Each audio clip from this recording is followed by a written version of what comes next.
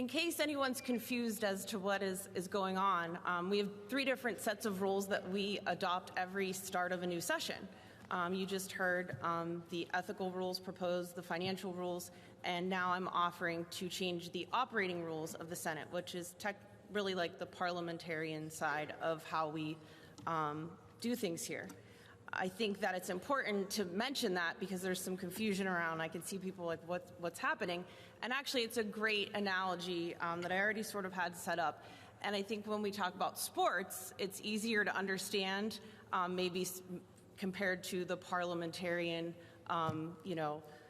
rhetoric or the way that we operate. So think of 2 teams.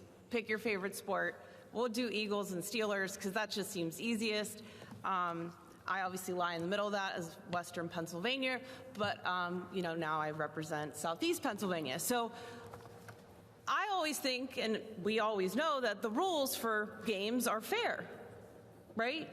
The Steelers wouldn't be able just to have 7 people on the field or pick a random number. Each team has the same number of players on the field, right? Each team is held to the same yardage markers. You have to make a first down, a second down, a third down. One of the teams doesn't get less timeouts than the other team. The one team doesn't get to make the schedule without the other team knowing in advance. And so what myself and Senator Williams have now done for 3 sessions in a row is try to make all 3 sets of our Senate rules more fair. And the operating rules are certainly very restrictive in terms of the ability of minority members of the Senate to participate in democracy and represent their constituents. By minority members, I mean whatever party, Democrat or Republican, has the lesser of the number of 50. So we are in the minority, and there's a majority party. So if we were someday in the majority, we would be the majority party, and the other party would be the minority party.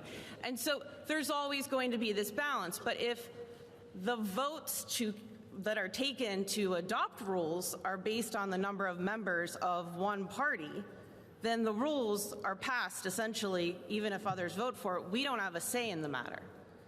So, for example, some of the proposed changes we offered, 39 of them, one of which I believe was adopted to allow for remote participation in committee hearings with 48-hour notice to the committee chair. That's helpful. There could be weather, a sick family member. You can still participate in the committee that you've been assigned to be on and have a role there. The other 38 were not adopted. And for example, some of these include very basic things which would allow for minority chair people of committees to hold a hearing on a bill. Right now, we're not allowed to do that. Also, to allow for equal representation on our Senate committees. Right now, there's always more majority members than minority members, always. So we can't even make a motion in a committee to ask for a hearing or run one of our bills on the legislative calendar because we won't ever have the votes. There's not enough people on the one team to have a fair shot.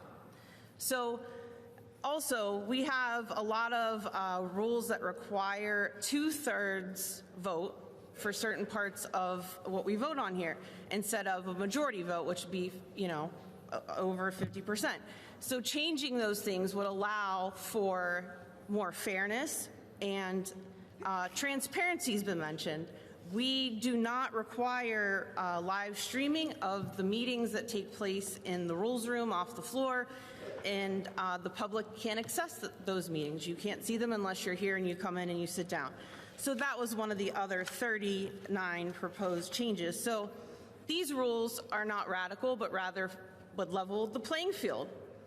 Could you imagine in a Steelers versus Eagles game, whatever team you like better, and they said, you guys get 5 timeouts, you get 10, you can start at this yard, a touchdown is 10 points for you and only 7. People would be like storming the streets. There would be a mass uproar. So these rules are simply just fair, they're transparent, and they would allow for full participation in democracy. And so I encourage an affirmative vote, Mr. President. Thank you.